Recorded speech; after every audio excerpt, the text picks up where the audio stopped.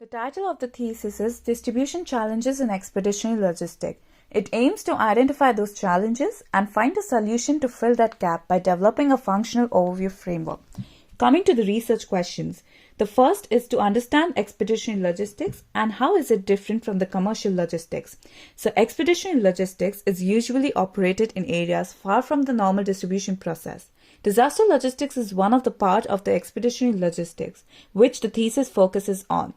The second question is to identify the bottlenecks during the distribution process in a disaster recovery. After reading multiple articles and papers about distribution process during a disaster, 5 major bottlenecks were identified. First, procurement. Difficulty in developing strong relationships with suppliers beforehand can cause delays in the distribution process. Second, transportation. In the time of disaster, due to the uncertain environment and lack of information available, it's difficult to decide the mode of transport. Third, access to the affected areas. Getting access to the affected region can be difficult at times for relief agencies because of the political and geopolitical factor. Fourth, agility. Perfection is the enemy of response, and because of the uncertain nature of the disaster, it is very important to have an agile supply chain. Last but not the least, coordination. During a disaster recovery process, multiple international organizations and countries come together. Therefore, it is necessary to have coordination among all of them to prevent delays and duplication of activities. The next research question focuses on the errors in the logistic process which happened in the past disasters. The last research question was formed to identify how to fill the gap formed due to the bottlenecks. After identifying the bottlenecks, a functional overview framework was developed and was validated by experienced professionals in the emergency response sector.